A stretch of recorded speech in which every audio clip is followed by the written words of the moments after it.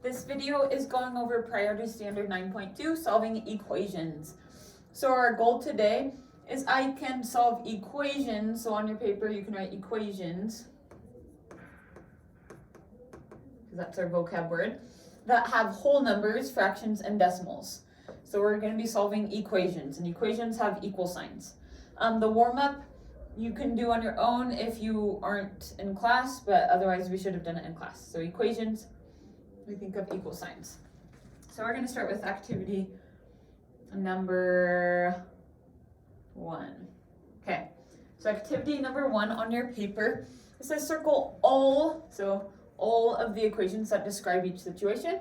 If you get stuck, consider drawing a diagram. Then find the solution for each situation. Claire has 8 fewer books than Mai. If Mai has 26 books, how many books does Claire have?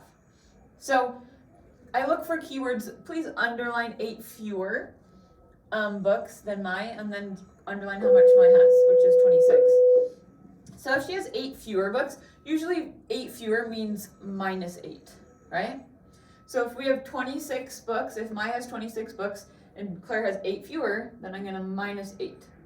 And that equals my solution, which is x. So right away I look and I see, okay, this one works. 26, and again, this isn't a subtraction sign, that's just a dash. So 26 minus 8 equals x. So right away I can find the solution to the equation. Remember, solution to the equation means the answer. What does the variable equal? By subtracting. And I know 26 minus 8, you can borrow, 60 minus 8 is 8, bring down the 1, is 18. So my solution should be 18, because 26 minus 8 is 18. So any other time that x is 18, then I'm going to pick that one. So I'm going to try here. Is 26 minus 18 8? Yeah, because I just did it. I know 26 minus 8 is 18, so 26 minus 18 is going to be 8. So this one would work. Yay. Let's see, if I place 18 for x here, does 18 equal 26 plus 8? No, because 26 plus 8 is too big. Next one, is 18 plus 8 equal to 26? Yes, so this equation would work. So just plug in the value, your solution, into where x is, and then that can help you solve to see which one's right. So just these 3. Number 2. A coach formed teams of 8 from all the players in a soccer league. There are 14 teams. So 8 on each team, there are 14 teams. How many players are in the league? So if I know there's 14 teams and there's 8 per league, then that means I'm going to multiply 14 by 8. And that is going to give me, I guess they're using y for the variable, y. Okay, and remember a dot means multiply. So you can take a second to try to solve that one. So I'm going to say 14 times 8. 8 times 4 is 32. 8 times 1 is 8, plus 3 is 11. So my y should equal 112. So 112 should be my y. Because I know if there's 14 teams and each team has 8, then we're multiplying, right? So 112 total. So I look and check to see which one works. I see if I plug in 112 for y, does 112 equal 14 divided by 8? Nope, not even close. Next one, y over 18, meaning 112 over 8, sorry, not 18, equals 14. So I have to see, if I take my solution, 112, and divide it by 8, will it equal 14? And you can double check. 112 divided by 8. 8 doesn't go into 1. 8 goes into 11 one time. 1 times 8. 11 minus 8 is 3. Bring down the 2. 8 goes into 32 4 times. 4 times 8 is 32. So this equation works, because if I plug in 112 for y, fractions mean division. 112 divided by 8 is 14. So that one works. Yay. Okay. Sorry. So 1/8 y equals 14. So this equation and this equation are the same.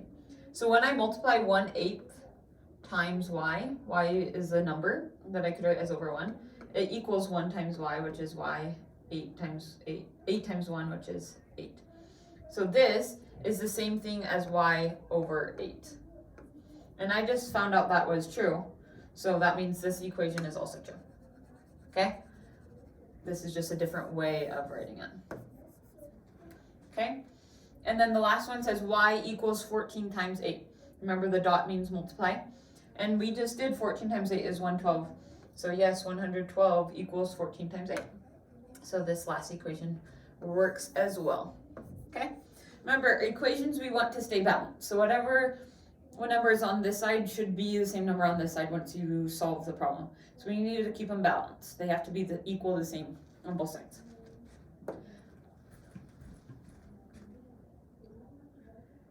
Okay, activity number 2. Okay, here are some balanced hangers. Balanced hangers we can think of as equations. Equations, remember, have an equal sign. Each piece is labeled with its weight. So we're going to say this side of the hanger equals this side of the hanger. Okay? This side of the hanger equals this side of the hanger. So we're going to focus on one at a time. So if I'm thinking this side equals this side, I know on this side of my equation I have x and 3. So I can write it as x plus 3 and then equals, the other side of my equation is 8. So for diagram A, I'm going to write an equation. My equation is x plus 3 equals 8. X equals, my solution to the equation is what x equals to make that true. So I know the opposite of adding 3 is minusing 3. So I'm going to minus 3 on both sides. Then I have plus 3 minus 3 is 0, right? And x plus 0 is x. So I have x equals 8 minus 3, which is 5. Okay? So my solution is 5, and I can double check. If x is 5, 5 plus 3 is 8. So then both sides are 8 in the end. So that means I did it right. Okay, the next one, diagram B. We have this side of the equation equals this side of the equation, or the hanger. So I'm going to start by saying 12 equals y and y. So I could write it as 12 equals y plus y. Or if I know I have one y and another one y, that is the same as 2y. So I could say 12 equals 2y. So I'm going to say 12 equals 2y. Now I need to solve for what y equals. So 2y means 2 times y. So the opposite of timesing by 2 would be dividing by 2. So I'm going to divide by 2 on both sides of my equation to keep them balanced. So 2 divided by 2 is 1. And 1 times y is just y. So if I'm going to rewrite it over here, I'm going to say y equals 12 divided by 2 is 6. 6 equals y, or y equals 6. If I go back here and plug it in, let's see if it works. If each y is 6, I know 6 plus 6 is 12. So then this side is 12 and this side is 12. So it's balanced. So far our solutions are 5 and 6 and our equations are there. Okay, now moving on to C and D. So C, we have this side of the hanger equals this side of the hanger, or the equation. So I'm going to start by writing, okay, I have 11 on this side equals z plus z plus z plus z. And when I have 4 z's added up, that's the same as 4z.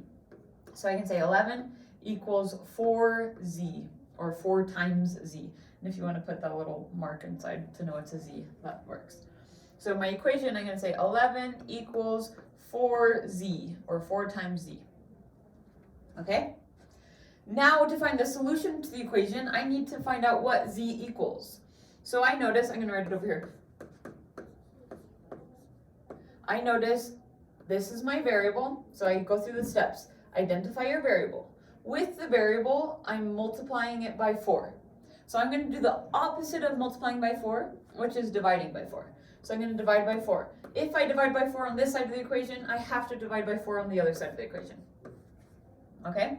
So when I do 4 divided by 4, I get 1. And 1 times z is just z. So z is by itself, which is what I wanted. And then equals 11 fourths. And you can keep it as a fraction. I'm okay if you just keep it as 11 fourths. So z equals 11 fourths. Okay? and you're welcome to plug it in. So I have 11 fourths 4 times, right? 11 fourths plus 11 fourths plus 11 fourths plus 11 fourths would be 44 fourths, and 44 divided by 4 is 11. So this side equals this side. Okay, last one, we got some fractions. How fun. So we're gonna say this side of our equation equals this side of our equation. So I'm gonna say this side of my equation is 13/45, or 13 4/5, yikes, okay. And this one is W and plus 3 4/5. So what I need to do is this is my equation, so I'll write it down here. 13 4/5 equals W plus 3 4/5. Okay, so I identify my variable. My variable is W. So I want to see what W equals, okay? So I look to see what's next to W. There's no number right by it, but I do see there's a plus 3 4/5. So I'm going to do the opposite of adding 3 4/5, which would be subtracting 3 4/5. So I subtract 3 4/5 on this side of the equation, and I subtract 3 4/5 on this side of the equation.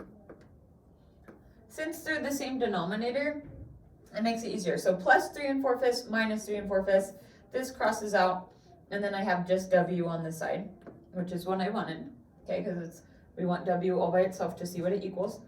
And then I can subtract. 4/5 minus 4/5 is 0, so no fifths. 3 minus 3 is 0. 1 minus nothing is 1. So in 13 4/5 minus 3 4/5 would just be 10. So in other words, 10 equals W, or W equals 10. So that's my solution.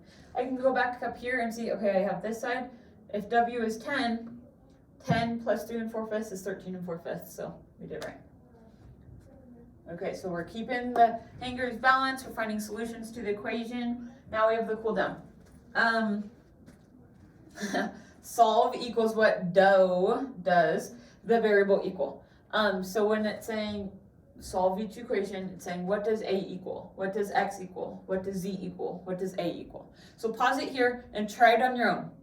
And then you can play it and then check to see if you did it right. Oh, pause, please pause and try it on your own. Okay, now that you've unpaused, here's how you do the cool down. So I have 4A. A is my variable. With A, it's being multiplied by 4. So I'm going to do the opposite of multiplying by 4, which is dividing 4. And then I have to divide by 4 on the other side to keep it balanced. So 4 divided by 4 is 1 times A, or 1A, which I'm just going to write as A, equals 6 fourths. And you can just keep it like that, okay? You could simplify, but you don't have to.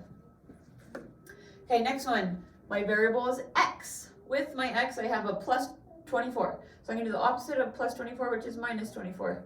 So I'm going to minus 24 on this side. You have to do it on both sides of the equation. So if I subtract 24, I would have to borrow 10 minus 2 is 8. So it's going to say X equals 81. And that is my solution to the equation. 81 plus 24 is 105. So that's correct. Next one. My variable is Z. Z is my variable. I'm trying to solve for Z. So with my variable, it's being multiplied by 1/4. So I'm going to do the opposite of multiplying by 1/4, which would be dividing by 1/4.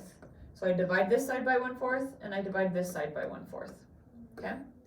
So 1/4 divided by 1/4 is just 1, because any number divided by itself is 1. So 1 times Z is Z.